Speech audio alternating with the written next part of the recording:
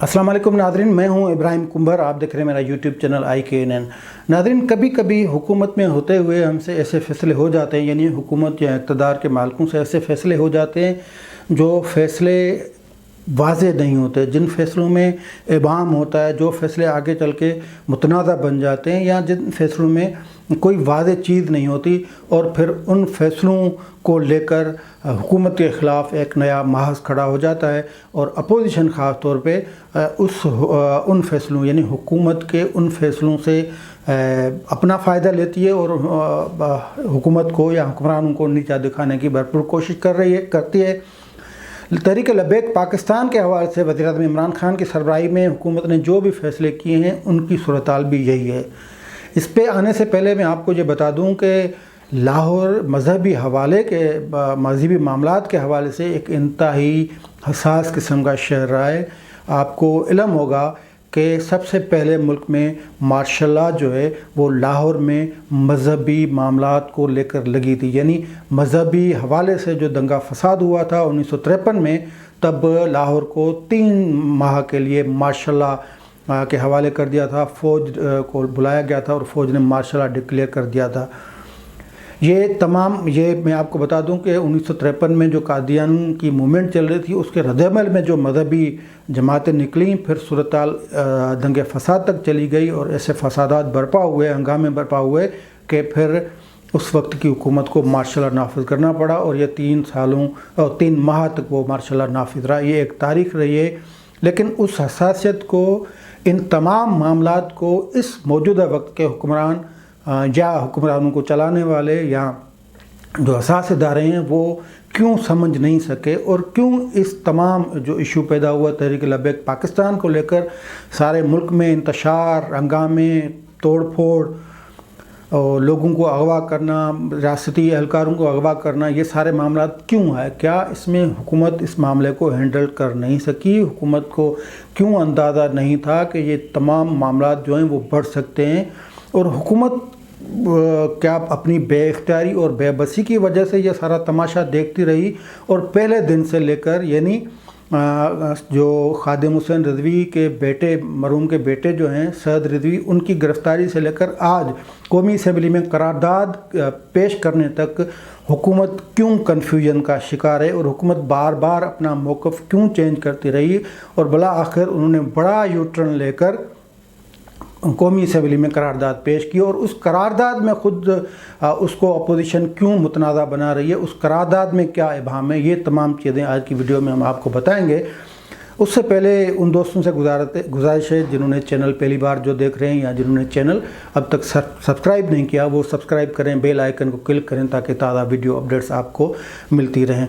तो पहले तो हम चलते हैं कि जो तहरीक लब्बैक पाकिस्तान, यानी कलअदम तहरीक लब्बैक पाकिस्तान, जिससे हुकूमत अब बातचीत करके किसी नतीजे पे पहुंची, उस नतीजे की सूरत में कौमी असम्बली में करारदाद पेश की गई है जिसको मंजूर होना है, और उस करारदाद पे एक कमेटी बनाने की जो है वो भी करारदाद पेश हुई है, उसकी मंजूरी दी गई, और अब स्पीकर साहब उस पर कमेटी बनाएंगे। फिर इस करारदाद को लेकर उस जो कमेटी है वो कोई फ़ैसला करेगी या अपनी सिफारिशात देगी। करारदाद में क्या कुछ है वो भी हम आपको बताएंगे, लेकिन पहले हम जाते हैं कि तहरीक लब्बैक पाकिस्तान से जो हुकूमत ने मुआहिदा किया था, उस वक्त हुकूमत की पोजीशन क्या थी, हुकूमत का स्टैंड क्या था, और बाद में वक्त के साथ साथ हुकूमत किस तरह अपने जो पांगों को पीछे करती रही, और अपने जो ख़ुद के फ़ैसले थे या ख़ुद के मुआहदे से उनसे क्यों मुकरती गई। जब तहरीक लब्बैक पाकिस्तान से हुकूमत ने पहला मुआहिदा किया तो हुकूमत ने क्यों ये अंदाज़ा नहीं लगाया कि अगर इस मुआहिदे से हम मुकर जाएंगे तो उसके नताइज ख़तरनाक निकलेंगे। पहले तो उस मुआहिदे में जाने से पहले जो तहरीक लब्बैक पाकिस्तान है उसका थोड़ा पस मंज़र हुकूमत को जानना चाहिए था। हुकूमत को ये बात जहन में रखनी चाहिए थी, और क्यों नहीं रखी हुकूमत ने, कि इस तंजीम का वजूद किस तरह आया।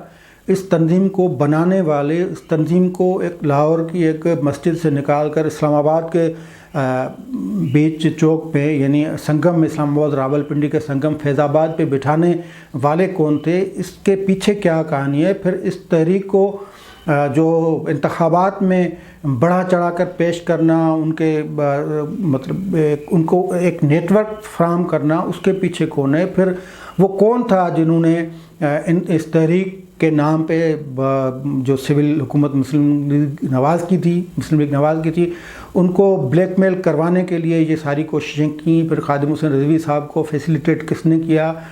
ایک مطلب علاقے سے لے کر اس تنظیم کو پھر سارے ملک میں جو ہے وہ اس کو پھیلایا گیا، ان کو پھر ٹکٹ اور ان کے باقی جو ان کو سہولیات دی گئیں۔ تو اس سارے پس منظر کو حکومت کو جاننا چاہیے، لیکن حکومت اب بھی جب ان کو ٹف ٹائم بھی ملا ہے، جب ریاست کا نقصان بھی ہوا ہے، جب پبلک کو پریشان بھی کیا گیا، اس کے باوجود حکومت اس معاملے کو چھیڑنے کو تیار نہیں، اور ہمیں پتہ ہے کہ یہ بہت حساس معاملہ ہے اور اس کو چھیڑنے کے پہ حکومت کے پر جلتے ہیں۔ ہو سکتا ہے کہ حکومت کو تمام چیزوں کا علم ہو کہ یہ تنظیم کیوں میدان میں لائی گئی، کس کو بلیک میل کرنے کے لیے لائی گئی، کس نے اس کو فیسیلیٹیٹ کیا، کس کو اس نے لاہور سے اٹھا کر پھر اسلام آباد اور کراچی تک پھر پھیلایا، پھر اس کو الیکشن کمیشن میں رجسٹر کرایا، پھر کون تھا جو اس تنظیم کے لگائے ہوئے فیض آباد دھرنے پہ سپریم کورٹ کے فیصلے پر عمل درآمد میں رکاوٹ بنا۔ نہ فقط اس پہ فیصلے پہ عمل درآمد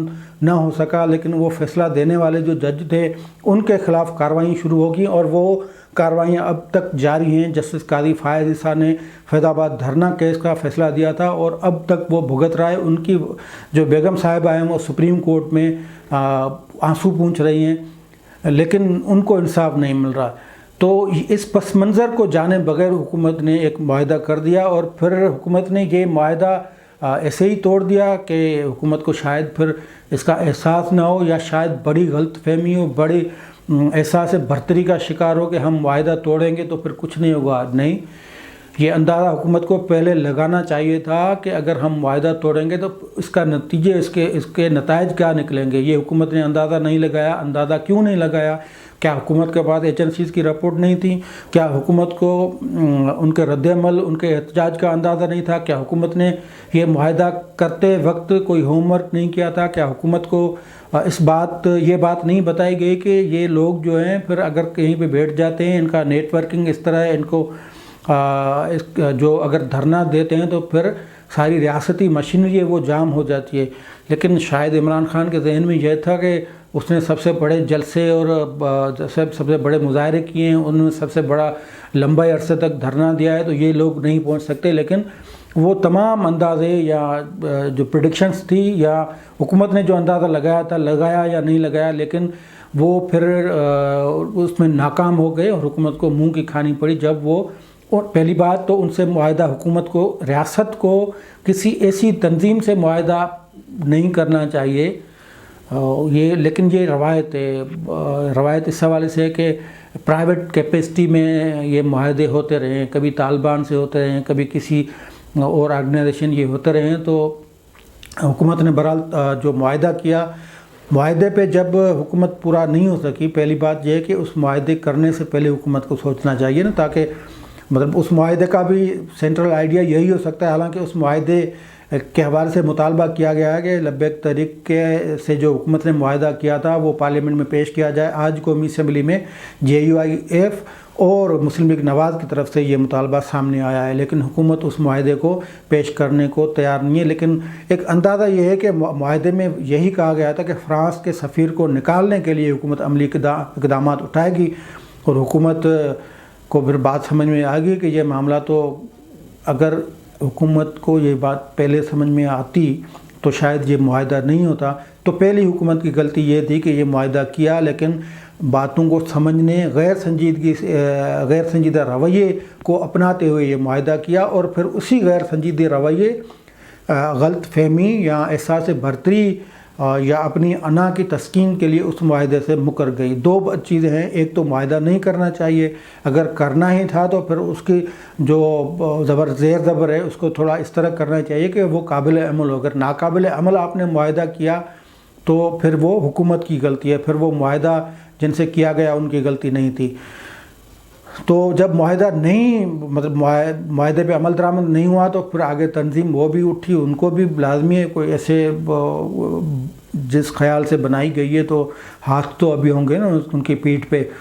تو انہوں نے پھر سخت ری ایکشن دیا گیا، حکومت نے ان سے بڑھ کر ری ایکشن دیا اور پابندی کا فیصلہ اچانک رات کے پیٹ میں ہوا. ان کے سربراہ کی گرفتاری ہو گئی اور پھر یہ اعلانات ہو گئے کہ اب ان کو ختم کرنے کے لیے صدارتی ریفرنس سپریم کورٹ میں لے جایا جائے گا. یہ تمام چیزیں وہ کر رہے تھے، لیکن پھر شدید رد عمل تب آیا جب سارے ملک میں یہ اس تنظیم کے دھرنے شروع ہو گئے اور پورے ملک کی جو مشینری وہ 3 دن تک مطلب ہائی جیک کیے ہوئے تھی، انہوں نے اپنے کنٹرول میں رکھی تھی. اور شیخ رشید صاحب جو انٹیریئر منسٹر ہیں، جو پتہ نہیں باقی سویلین جو جماعتیں ہیں، سیاسی جماعتیں، ان کے لیے تو وہ سندھی میں کہتے ہیں پوڑی ہے، ان کے لیے تو وہ مکمل طور پر سب بندوبست کرتے ہیں. اور وزیر اعظم عمران خان خود جنہوں نے یا ان کے جو فیسیلیٹیٹر ہیں جو ان کو لائے ہیں، وہ خالی وہ بھی جو سیاسی جماعتوں کے حوالے سے ان کی جو حکمت عملی رہی ہے، یا سیاسی جماعتوں کو جس طرح انہوں نے دیوار لگایا، ان کی قیادت پہ کیس درج کیے، ان کے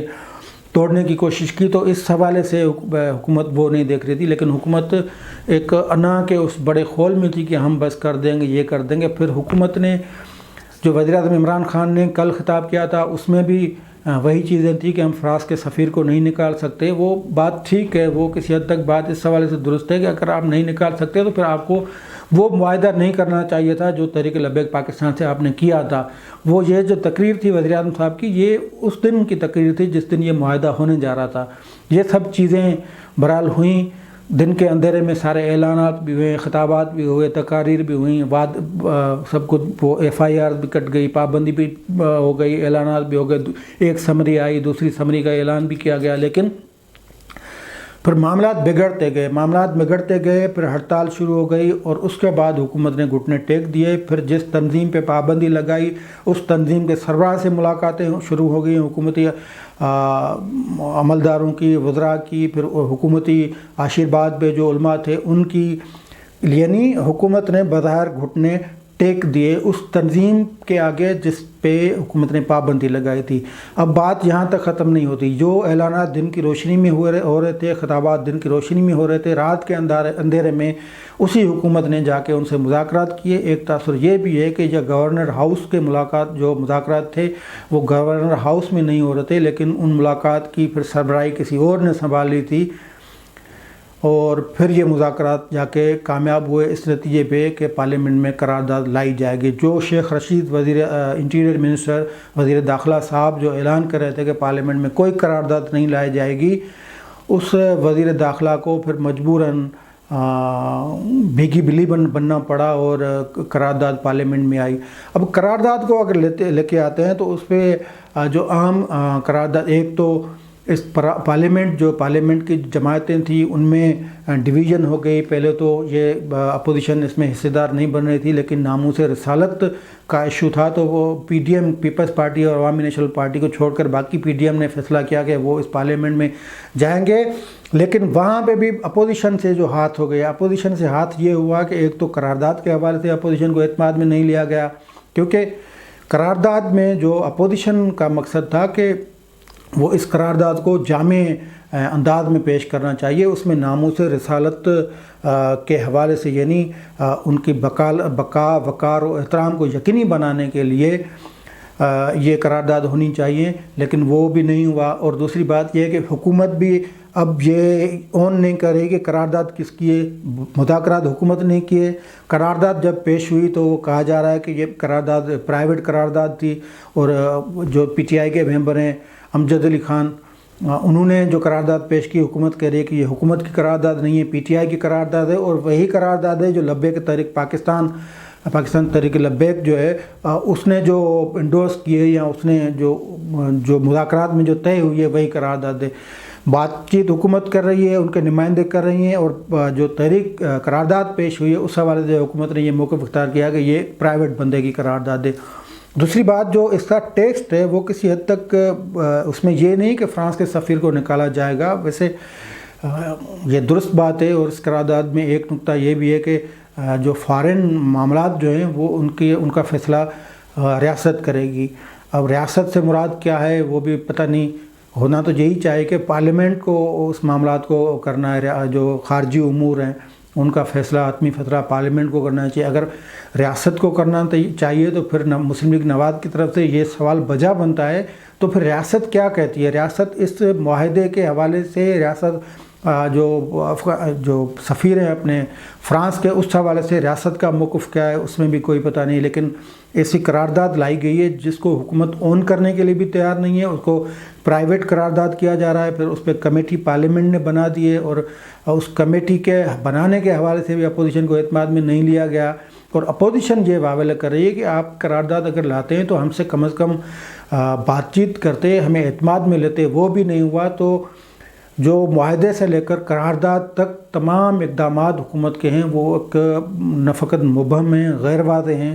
حکومت اپنے اسٹینڈ پہ قائم نہیں ہوئی اور کھڑی نہیں ہوئی، ایک موقف اختیار نہیں کیا، کبھی ایک موقف اختیار کیا پھر یو ٹرن لے لیا، دوسرا موقف اختیار کر لیا، اور آخر قرارداد کی حد تک، یہ جو قرارداد پیش ہوئی ہے منظوری کے لیے، اس حد تک حکومت کا کہنا ہے کہ یہ حکومت کی نہیں، پرائیویٹ بندے کی قرارداد ہے اور اس پہ پارلیمنٹ فیصلہ کرے گا۔ اب پارلیمنٹ کا ایشو ہم دیکھتے ہیں کہ پارلیمنٹ میں وہ تمام چیزیں لائی جاتی ہیں جو ناقابل عمل ہوں۔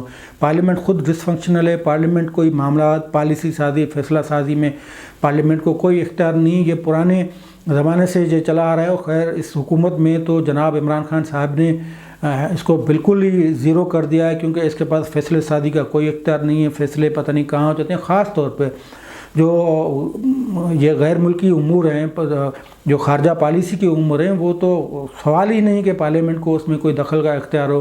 لیکن پارلیمنٹ سے اب بھی اس قرارداد کی صورت میں بھی وہی کام لیا جا رہا ہے جس قرارداد پہ، یعنی اس کام پہ عمل نہیں ہونا، یعنی جس معاملے پہ عمل نہ ہو، عمل درآمد نہ ہو، وہ معاملہ پارلیمنٹ کے سپرد کیا گیا ہے۔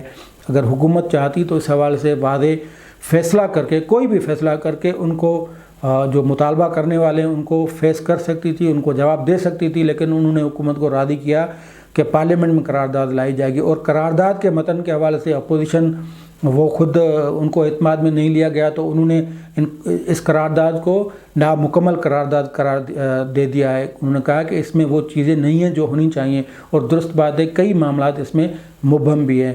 تو یہ ساری صورتحالیں اب دیکھتے ہیں کہ اس قرارداد کے بعد باقی جو خطرات ہیں، یا جو تحریک چلا رہے تھے جو کالعدم تنظیم کے لوگ، وہ خاموش ہو جاتے ہیں۔ اور اس کے علاوہ اب یہ بھی چیز واضح ہو گئی ہے کہ جو بڑے قتل کے یا 500 سے زائد پولیس اہلکاروں کو جو زخمی کیا گیا، ان کو ملزم کو رہا نہیں کیا جائے گا۔ جو امن امان کے میں خلل ڈالنے کے لیے جو ملزم گرفتار ہوئے ہیں ان کو رہا کیا جائے گا، یہ کچھ قدر ٹھیک فیصلہ ہے۔ لیکن اکثر جو باقی جو فیصلے حکومت کے، جو اس ساری کہانی میں، یا جو گزشتہ ایک ہفتے سے جو کچھ ہو رہا ہے پاکستان میں، ملک میں، اس حوالے سے حکومت نے جو بھی فیصلہ کیا ہے وہ فیصلہ کہیں نہ کہیں مبہم اور غیر واضح ہے۔ آج کے لیے اتنا ہی، دیجیے اجازت، اللہ حافظ۔